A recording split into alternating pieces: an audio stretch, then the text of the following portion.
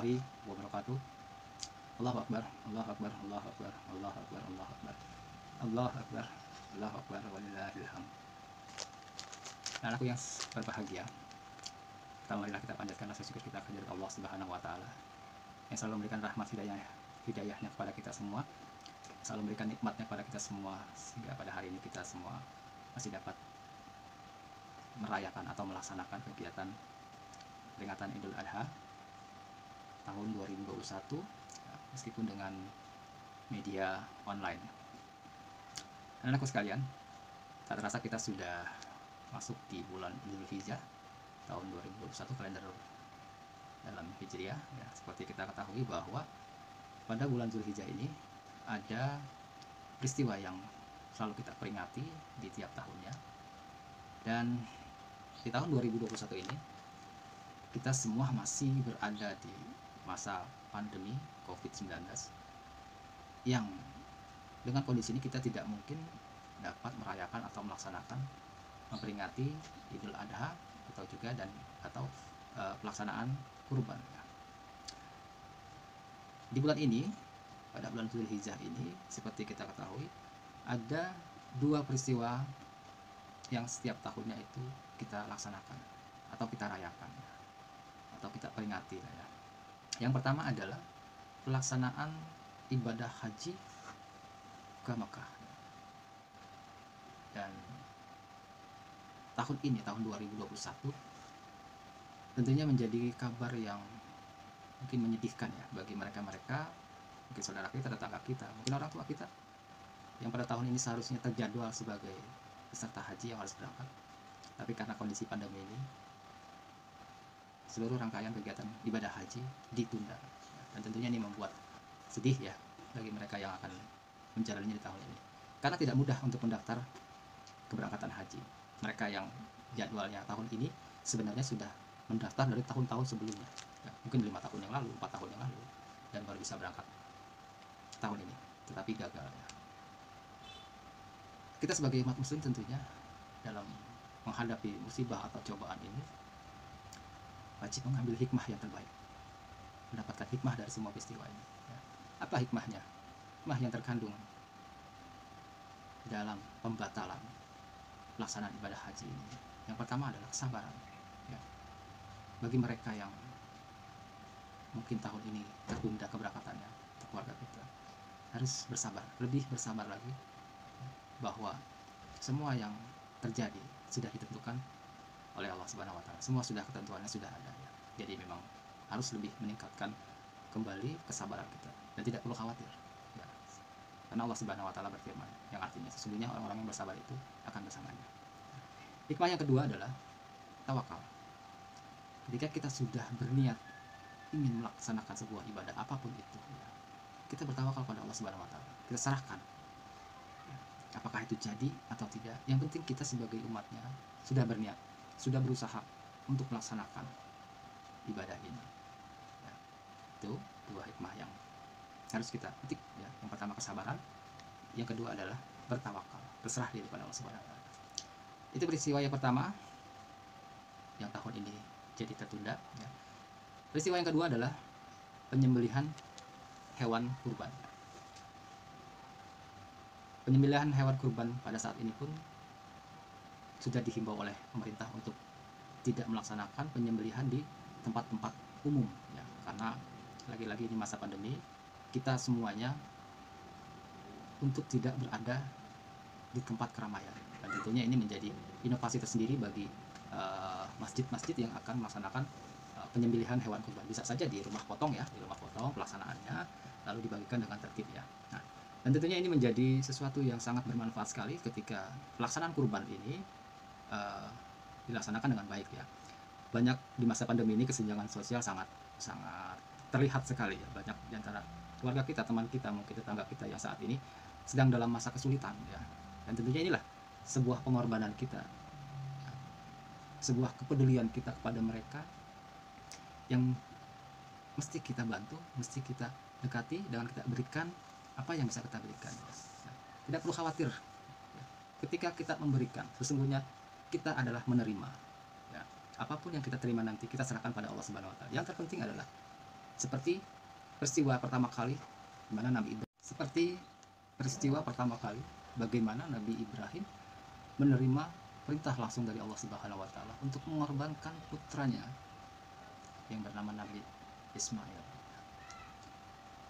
Bagaimana mungkinnya seorang ayah, seorang orang tua akan mengorbankan putra kesayangannya yang juga seorang nabi yang sudah lama dinanti-nanti kehadirannya dan mendapatkan perintah untuk disembelih.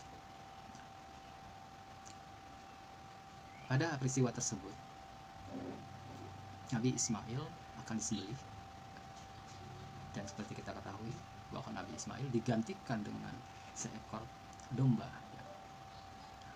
Kapan Nabi Ismail itu digantikan menjadi seekor domba? Nabi Ismail alaihissalam digantikan dengan domba ketika Nabi Ibrahim benar-benar mengikhlaskan, meridhokan perintah Allah Subhanahu wa taala. Jadi ketika Nabi Ibrahim mengikhlaskan, benar-benar ikhlas ya, untuk mengorbankan putra kesayangannya, maka di saat pengikhlasan itulah Nabi Ismail alaihissalam digantikan dengan seekor. Jadi pesan yang harus kita dapatkan, hikmah dari kurban ini adalah berikhlaslah kita ketika memberikan sesuatu, apapun itu bentuknya. Kebaikan yang kita berikan kepada siapapun itu diutamakan dengan rasa keikhlasan yang paling dalam. Insya Allah dengan keikhlasan yang kita berikan, entah suatu saat atau kapan kita akan mendapatkan balasan yang berlipat dari Allah Subhanahu wa taala.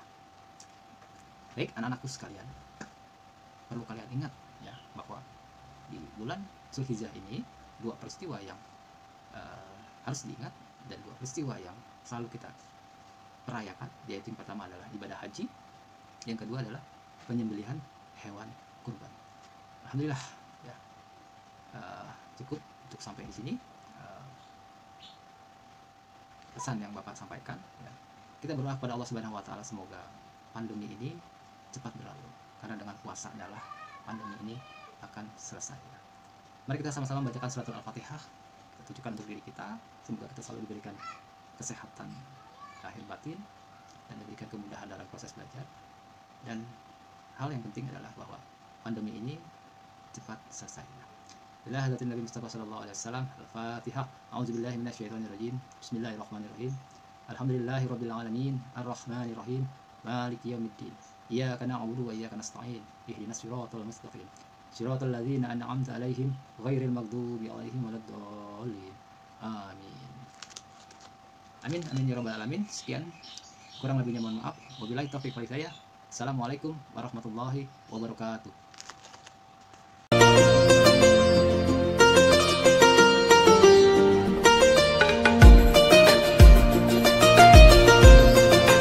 Bismillahirrahmanirrahim. Perkenankan kami berbagi panduan ringkas salat Id di rumah. Hukum salat Id. Berdasarkan pendapat yang lebih kuat, salat Id hukumnya wajib karena Nabi memerintahkannya. Dalam hadis Ummu Atiyah, Nabi sampai-sampai menyuruh wanita yang dipingit dan wanita yang haid untuk keluar menyaksikan salat dan khutbah Id. Nabi selalu melaksanakan salat Id.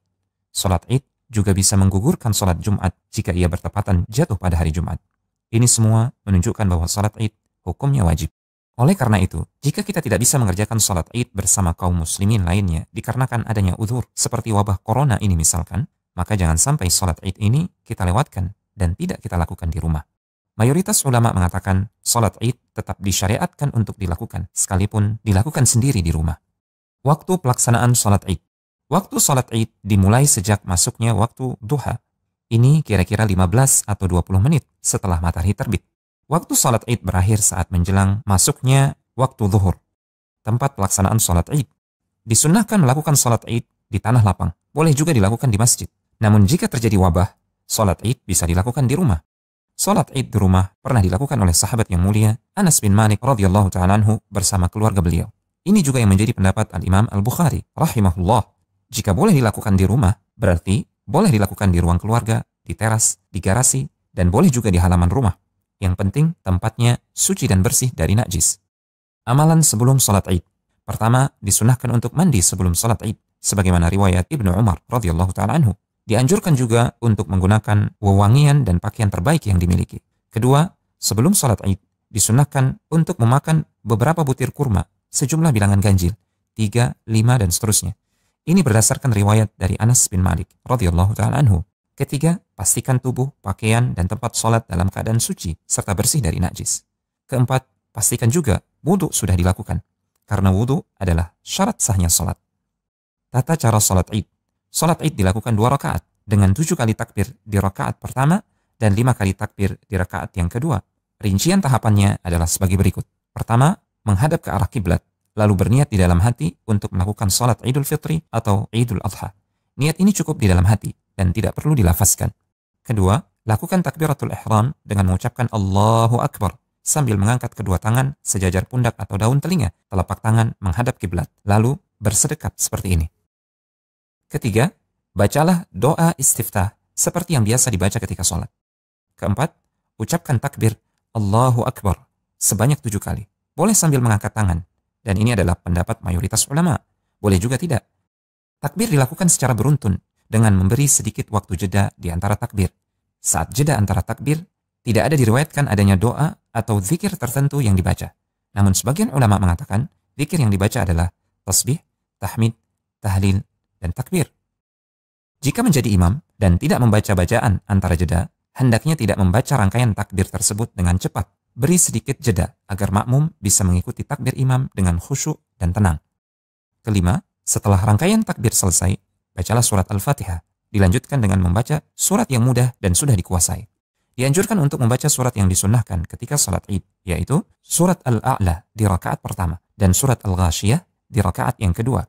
Ini berdasarkan riwayat An-Nu'man bin Bashir radhiyallahu ta'ala anhu. Atau boleh juga surat Qaf di rakaat yang pertama dan surat Al-Qamar di rakaat yang kedua. Ini berdasarkan riwayat Abu Waqid Al-Laythi radhiyallahu ta'ala anhu. Keenam, setelah membaca surat, dilanjutkan dengan ruku, bangkit dari ruku, lalu sujud, duduk di antara 2 sujud, lalu sujud lagi. Semuanya lengkap dengan bacaannya masing-masing, seperti ketika sholat biasa. Ketujuh, bangkit untuk melakukan rakaat kedua sambil mengucapkan takbiratul intiqal, Allahu Akbar. Kedelapan, selanjutnya berdiri untuk rakaat yang kedua, membaca 5 kali takbir, kemudian Al-Fatihah, dilanjutkan surat yang disunnahkan atau yang mudah, lalu ruku dan seterusnya sampai salam. Jika sholat Id dilakukan di rumah, apakah tetap harus khutbah? Jawabannya, tidak harus. Karena Anas bin Malik radhiyallahu ta'ala anhu pernah melaksanakan sholat Id di rumah bersama keluarga beliau dan tidak ada khutbah setelahnya. Demikian juga yang difatwakan oleh Al-Lajnah Ad-Daimah. Demikian panduan ringkas sholat Id di rumah. Semoga Allah subhanahu wa ta'ala memberikan taufik dan semoga Allah tabaraka wa ta'ala memudahkan kita untuk mengamalkannya.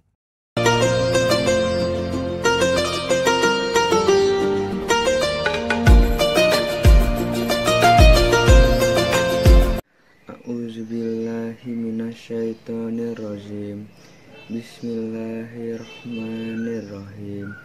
Walikuli ummatin ja'alna mansakal diyaskun Allahi alama razaqahum mim bahimatil an'am fa ilakum ilahu wahidun falahu aslimu wabasril makhbidin.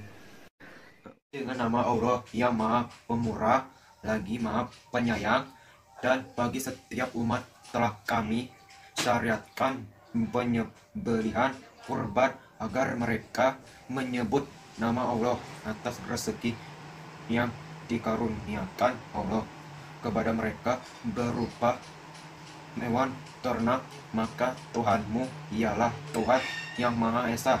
Karena itu berserah dirilah kamu kepadanya. A'udzubillahi minasyaitonirrajim. Bismillahirrahmanirrahim. Watlu alaihim nabakna nai adama bil haqqi isqarabba qurbana fatukub bila min ahadihima walam yutaqabbal minal akhirin. Qala la'aq tulannaka qala innama yataqabbalu Allahu minal muttaqin. Shadaqallahul adzim. Assalamualaikum warahmatullahi wabarakatuh. Saya Devin. Saya akan membacakan arti dari surat Al-Maidah ayat 27. Dan ceritakanlah Muhammad yang sebenarnya kepada mereka tentang kisah kedua putra Adam ketika keduanya mempersembahkan kurban. Maka kurban salah seorang dari mereka berdua, Habil, diterima dan dari yang lain, Qabil, tidak diterima. Qabil berkata, "Sungguh aku pasti membunuhmu."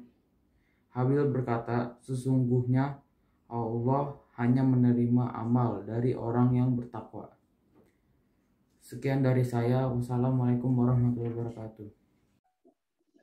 A'udzubillahi minasyaitonirrajim. Bismillahirrahmanirrahim. Inna a'tainaka kautsar fasholli lirabbika wanhar. Inna syani'aka wal abtar. Allah yang Maha Pengasih dan Maha Penyayang, sungguh kami telah memberimu Muhammad nikmat yang banyak. Maka laksanakanlah salat karena Tuhanmu, dan berkorbanlah sebagai ibadah dan mendekati diri kepada Allah. Sungguh orang yang membencimu, dialah yang terputus dari rahmat Allah.